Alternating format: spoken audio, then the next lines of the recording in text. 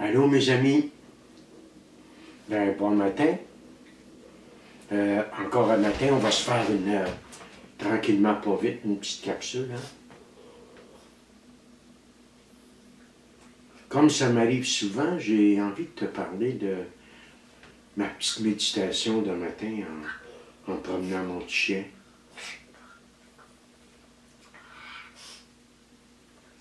C'est incroyable de voir combien j'ai résisté au changement.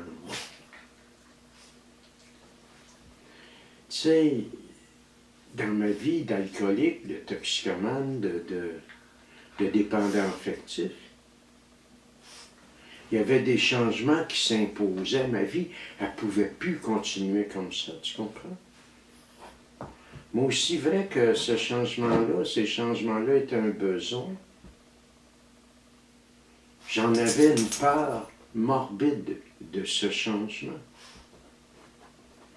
J'avais comme pas confiance que ça pouvait aller mieux pour moi, tu comprends? J'étais un être de contradiction. D'un côté, il y a mes besoins,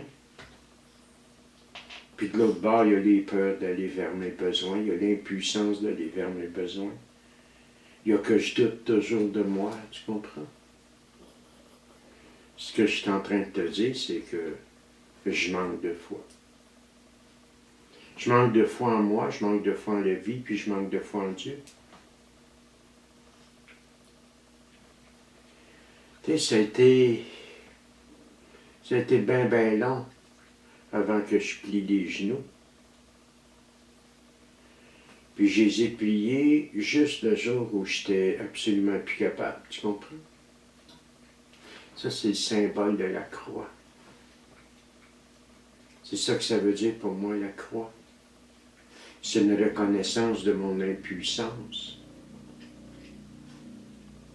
Tu sais, quand tu as épuisé toutes tes ressources à résister au changement, toute ton énergie à résister au changement, et qu'en même temps, tu es convaincu que ça ne peut plus continuer comme ça, ça devient une souffrance qui est tellement sourde, dure, difficile. Et si tu as passé par là, tu sais de quoi je parle. Donc, tu vas me dire, ouais, mais pourquoi tu me fais une capsule là-dessus d'abord si je sais de quoi tu parles? Je fais une capsule là-dessus pour te dire que la souffrance, c'est très souvent la prémisse au réveil spirituel. C'est de ça que je veux te parler, dans le fond. Il y a des gens qui naissent avec une spiritualité déjà très lumineuse et tout ça. C'est une minorité, mais il y en a.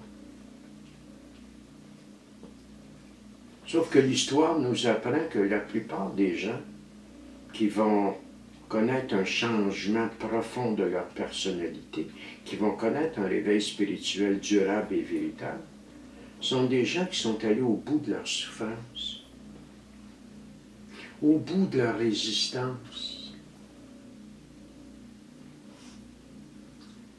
Je vais même aller plus loin, il y a quelque chose de beau dans cette lutte-là, quand je la regarde après coup, pas quand je suis dedans. Là.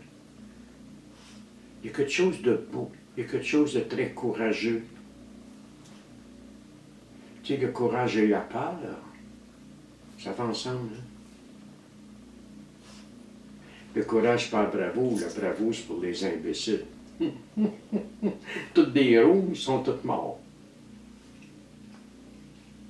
Le courage, c'est d'agir malgré la peur. D'agir en présence de la peur. De faire de petits pas malgré que j'ai peur. Parce que mon besoin est plus grand que ma peur. Longtemps, j'ai pensé que ça avait été par ma grâce, puis ça avait été parce que j'étais résilient, comme on dit aujourd'hui. Mais après de profondes et profondes méditations, après du temps, un coup, j'ai eu acquis un petit peu d'humilité. J'ai saisi que dans cette résistance, c'est Dieu qui me portait. Hein? dans le fait que j'ai fait des petits pas malgré tout. C'est Dieu qui me pousse un petit peu pour que je déplace mes jambes. Même ça, j'en ai pas le mérite. Tu comprends?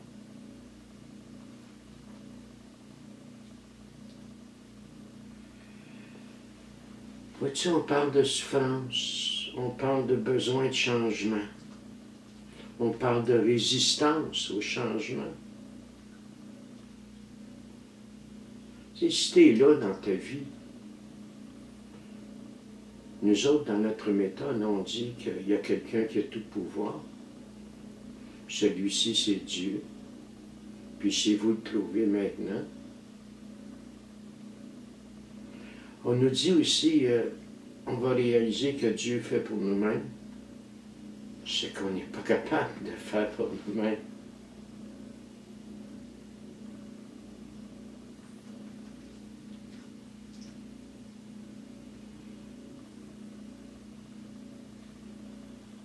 C'est petit Paul, c'est un grand peureux, puis il aurait bien voulu être heureux.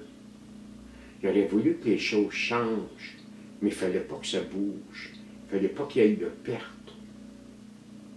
À tout changement, il y a une perte. À tout changement, il y a des deuils, mon grand, tu sais. Ça, je l'ai appris, là, je ne savais pas ça, moi. Tu sais, la vie, c'est pas comme dans les bandes dessinées. Dans la vraie vie, quand on te tire dessus, tu meurs. T'es pas debout là en tournant la page. Chaque changement va me demander de laisser aller des choses. Puis très souvent, ce sont les choses que je pense précieuses. Puis dans le fond, avec du recul, je réalise que c'est du toc. Tu comprends? Prends l'alcool, juste l'alcool. Moi, quand j'ai réalisé là, que j'arrêtais de boire, ma grande peur, moi, c'était quoi?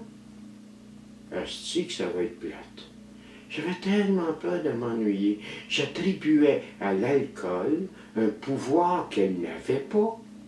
Dans la dépendance affective, c'est pareil. J'attribue à l'autre un pouvoir sur ma vie qu'il n'a pas. Toxicomanie, c'est la même chose. Le jeu, c'est la même chose. La dépendance, c'est rempli d'illusions, alors que la spiritualité, c'est le retour à la lucidité. Lucide, lumière.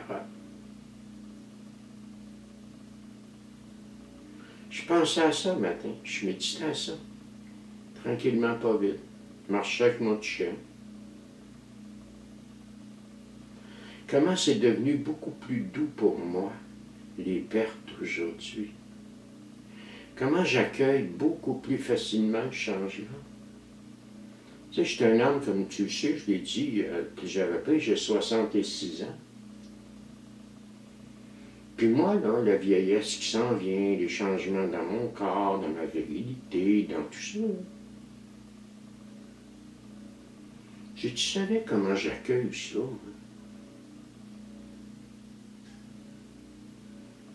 Merci, mon Dieu.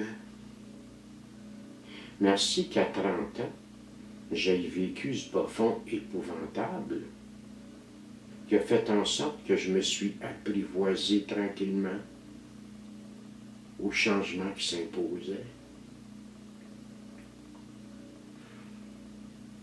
L'un des fruits, c'est qu'aujourd'hui, la plupart du temps, j'accueille ça avec sérénité, avec paix. Tu comprends? Pourquoi je te partage ça aujourd'hui? Ben oui. C'est parce que, vois-tu, là, ça fait 3 mois à peu près, 2 mois et demi qu'on fait des petites vidéos comme ça. Puis je te l'ai dit, on s'en va vers le mode de vie. On s'en va vers mourir à quelque chose pour renaître à d'autres choses. Mourir à sa volonté personnelle déchaînée pour renaître à l'abandon entre les mains de Dieu, qui est un réveil spirituel. Puis, regarde, c'est vers ça qu'on s'en va. Fait que pour moi, matin, de t'aborder la nécessité du changement et la peur du changement, ben, je pense que ça a sa place. Tu comprends? on va aller plus loin, c'est correct. Encore une fois, je te dis, c'est la parabole de l'enfant prodigue. Tes petits culs, il était pas bien chez eux. Son frère, lui, ça a l'air qu'il était bien, mais lui, petit cul, il était pas bien. Fait que c'est quoi qu'il a fait? Il est allé vers des ailleurs en espérant être bien. On peut-tu en vouloir? Il m'en a fallu qu'il revienne, madame. Comme moi, il a fallu que je revienne, puis des centaines de milliers d'autres. On va parler de ça une bonne journée. On va en parler ensemble.